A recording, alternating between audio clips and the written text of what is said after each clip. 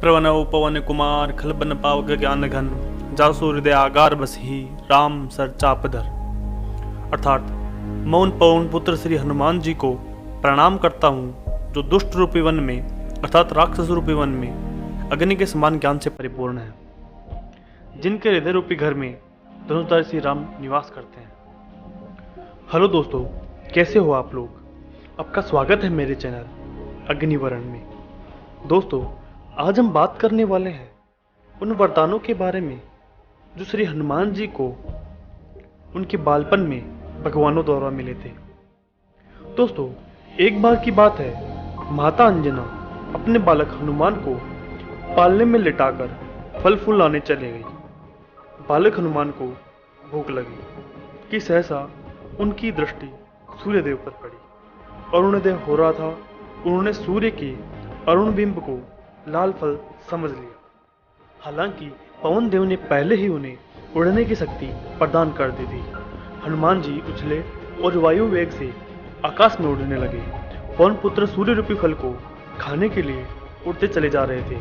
उन्हें इस प्रकार वेग पूर्वक उड़ते देखकर दानव, देव और राक्षस विस्मित होकर कहने लगे, इस वायु पुत्र के वेग के तुल्य वेग तो स्वयं वायु, गरुड़ और मन में भी नहीं है।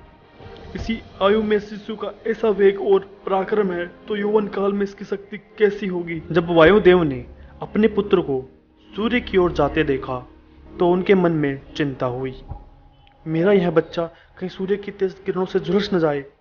इस कारण वे बर्फ के समान शीतल होकर उसके साथ चलने लगे। जब सूर्यदेव ने इस अलौकिक बालक को अपनी ओर आते देखा तो उन्हें समझते हुए देर न लगी कि ये पवन पुत्र अपने पिता के वेग से मेरी ओर आ रहे हैं और स्वयं पवन देवता भी उनकी रक्षा करने के लिए साथ ही उड़ रहे हैं। सूर्यदेव ने अपना सौभाग्य समझा कि स्वयं भगवान शंकर ही हनुमान जी के रूप में उन्हें धन्य करने के लिए पधार रहे हैं और सूर्यदेव ने अपनी किरणों को शीतल कर लिया। संयोग की बात तो यह थी कि उस दिन अमावस्या तिथि थी। सिंह का पुत्र राहु सूर्यदेव को ग्रसने के लिए आया तो उसने हनुमान रूपी बालक को देखा। राहु बालक की चिंता ना कर सूर्यदेव को ग्रसने के लिए जैसे ही आगे बढ़ा, श्री बालक हनुमान ने उसे दबोच लिया। श्री हनुमान की वज्र मुट्ठी में दबकर राहु छटपटाने लगा। वह किसी प्रकार प्राण बचाकर भागा और इंद्रदेव के पास जाकर बोला, हे सूर्येश्वर, मेरी क्षुधा का निवारण करने के लिए आपने मुझे सूर्य और चंद्र को साधन के रूप में प्रदान किया था, किंतु अब आपने यह अधिकार किसी दूसरे को किस प्रकार दे दिया। आज पर्व के समय में सूर्य को ग्रसने के लिए उसके समीप गया ही था कि वहां पर पहले से उपस्थित दूसरे राहु ने मुझे कसकर पकड़ लिया। मैं किसी तरह अपनी जान बचाकर यहाँ आ पाया हूँ। यह सब सुनकर इंद्र मन ही मन सोचने लगे, सूर्य के समीप ऐसा कौन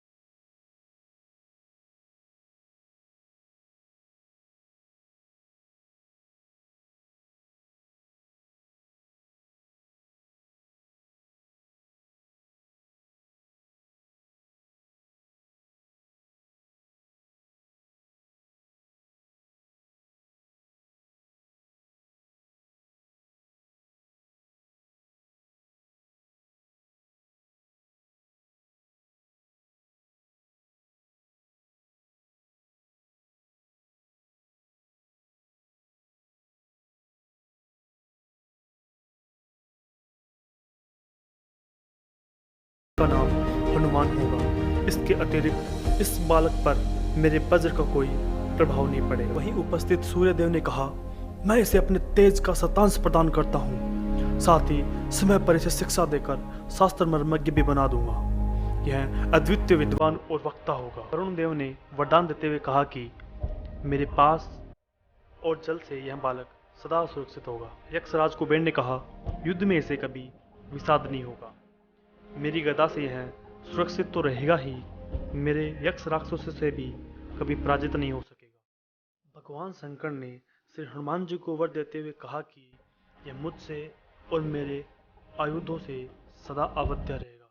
विश्वकर्मा बोले, यह बालक मेरे द्वारा निर्मित समस्त दिव्य अस्त्रों और शस्त्रों से सदा सुरक्षित रहकर चिरायु होगा। इस प्रकार देवताओं के अमोघ वरदान दे लेने पर ब्रह्मा जी ने अत्यंत प्रसन्न होकर पुण्य कहा कि दीर्घायु, महात्मा तथा सब प्रकार के ब्रह्मा दंडों से अवध्य होगा। फिर ब्रह्मा जी ने पवन देवता से कहा कि तुम्हारा यह पुत्र शत्रुओं के लिए भयंकर और मित्रों के लिए अभय देने वाला होगा। इसे युद्ध में कोई पराजित नहीं कर सकेगा, यह इच्छानुसार रूप धारण कर सकेगा। इस प्रकार वर प्रदान कर ब्रह्मा जी व देवगण तथा असुर आदि अपने अपने स्थान के लिए प्रस्थान कर गए। तो दोस्तों, आज के लिए बस इतना ही। अगर वीडियो अच्छा लगा हो तो वीडियो को लाइक करना मत भूलना और चैनल को सब्सक्राइब करना मत भूलना। जल्दी मिलते हैं अगली वीडियो में, तब तक के लिए जय श्री राम।